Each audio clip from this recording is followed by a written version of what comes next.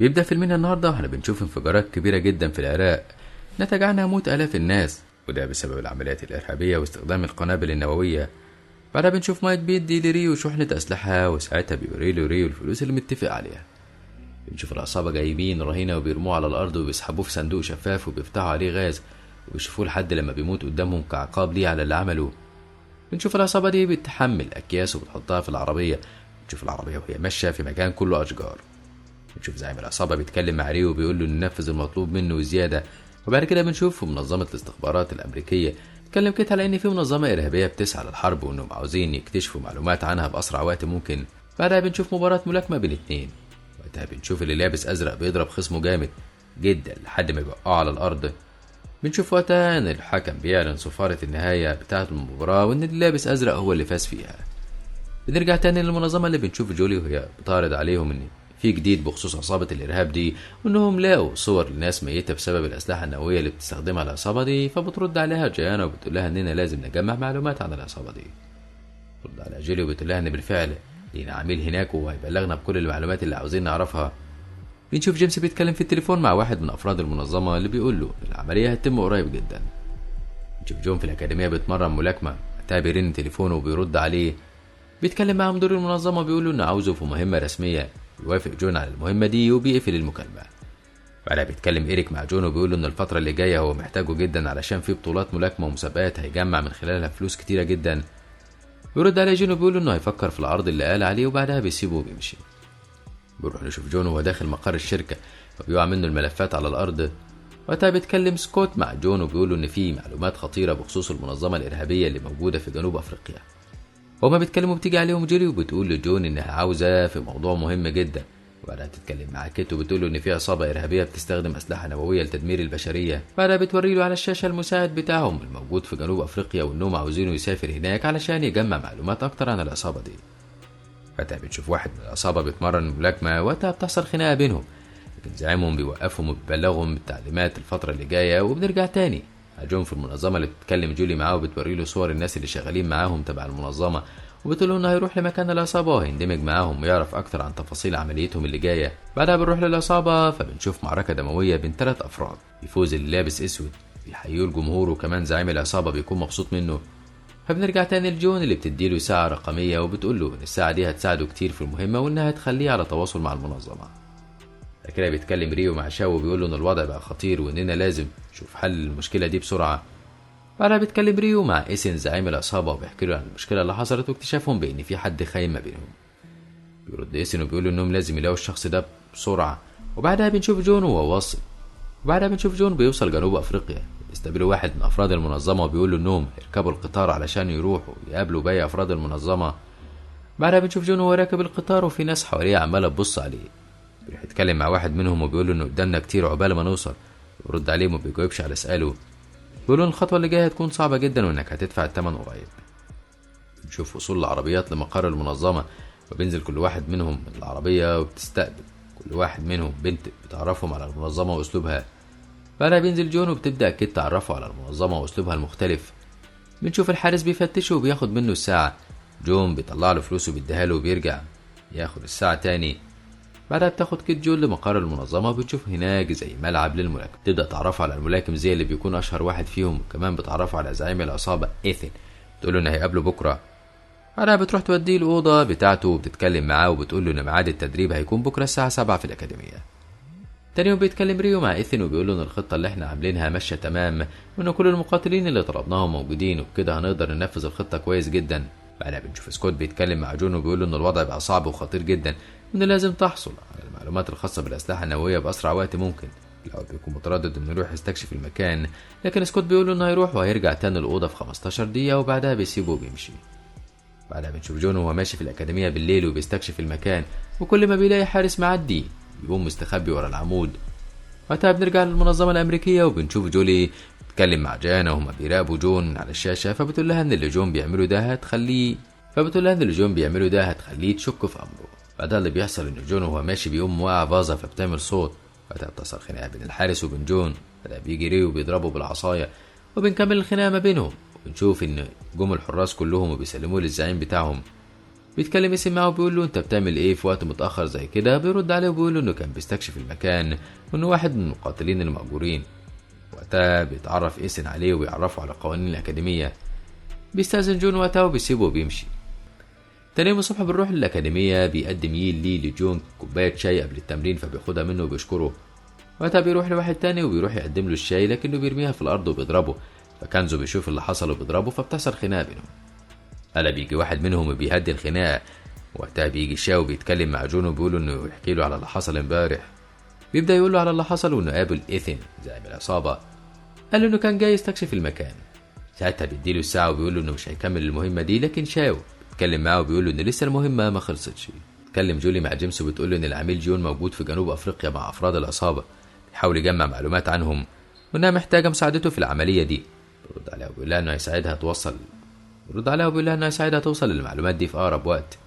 بعدها بتتكلم جولي مع جيانا وبتقول لها ان جون هو انسب واحد للمهمة دي. فبترد عليها وبتقول لها ان كانت مهمتي الوحيدة هي توصيل الساعة بس انما هيكون صعب عليه المهمة دي. بيرجع يتكلم شاو مع جون وبيقول له انه لازم يكمل المهمة دي وانه هيروح لمطعم هافانا وهيقابل حد هناك يبلغه بكل التفاصيل. بنشوف وصول عربيات من منظمة تانية بتستقبلهم كيت وبتعرفهم على الأكاديمية وبتقول لهم انهم هيقابلوا إيثن زعيم الأكاديمية. بعدها بنشوف جون وهو بيحمل المعلومات اللي عرفها عن المنظمة على الساعة بتاعته.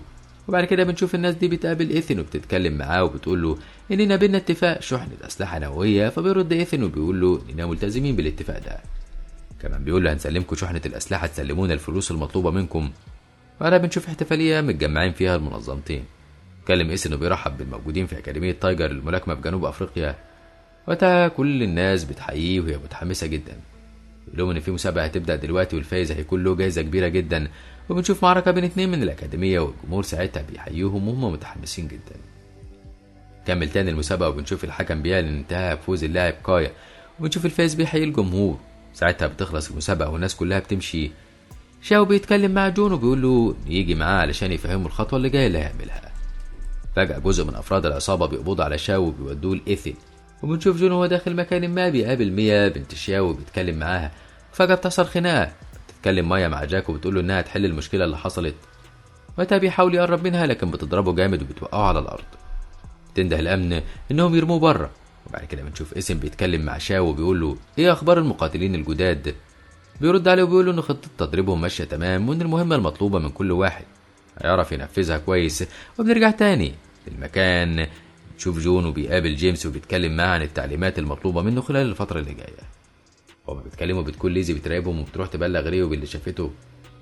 بعد ما عرف ريو راح مبلغ إيثن بانه شاف جون بيتقابل مع رئيس المنظمة الأمريكية. بيتكلم اسم مع شاو وبيقول له على اللي شافه وبيسأله هو ليه بيساعد المقاتل الأمريكي جون. بيرد عليه شاو وبيقول له انه ما يعرفش اي حاجة عن اللي بيقوله ده. وقتها الحراس بيمسكوا شاو وبيضربوه جامد جدا. وبنشوف جيمس بيتكلم مع جون وبيقول له ان المهمة اللي مطلوبة منك هتكون صعبة جدا وانك لازم تكون مستعد ليها.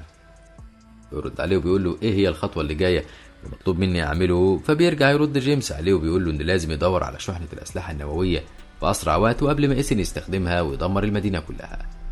بعدها بيتكلم اسم مع شاو وبيقول له انه مش هيقدر يعمل حاجة بالمعلومات اللي معاه دي وانه هينفذ الخطة ويستخدم شحنة الأسلحة النهاردة بالليل. تاني يوم الصبح بنشوف ميا وهي راجعة البيت بتدور على ابوها مش بتلاقيه. وبنروح تاني لإيثن في الأكاديمية اللي بيتكلم وبيقول لهم ان في مسابقة هتبدأ دلوقتي بين بطل العالم كينزو وكانيا. بعدها بتبدأ المسابقة بينهم وبنشوفهم وهما بيضربوا بعض. ساعتها بيتكلم إيثن مع جاك وبيقول له انه موجود في الأكاديمية هنا أول مقاتلين. وقتها بيجي جون بتتكلم معاه كيانا وبتقول له انه جاهز نفسه للمباراة اللي جاية. بيرد عليها وبيقول لها انه مش جاهز لانه اتصاب امبارح وبيتمرن. بتروح تتكلم كيانا مع ريو وبتقول له انه مش هيحضر المباراة. بعدها بقى بنشوف جيمس وهو بيتكلم مع جولي على الشاشة وبيقول لها انه قابل جون وانه هينفذ المطلوب منه قريب. وبنرجع تاني للمباراة. إيثن بيتكلم مع جاك وبيعرفه على المقاتلين اللي بيلعبوا في المباراة. وقتها بنكمل التحدي بين الاتنين. بنشوف ان كينزو ضرب كانيا جامد جدا وقعه على الارض. كده اعلن الحكم انتهاء التحدي بفوز كينزو في المباراة. وقتها الجمهور كله بيحييه جامد جدا على فوزه في التحدي. بنشوف مايا بتتكلم مع جيمس وبتقول له ان ابوها ما جاش البيت امبارح بعد اللي حصل. وقتها بيقول لها انه لازم تشوف حل للموضوع ده بسرعة ولان كمان مفيش وقت ولازم نوقف إيثن عن استخدامه الأسلحة دي.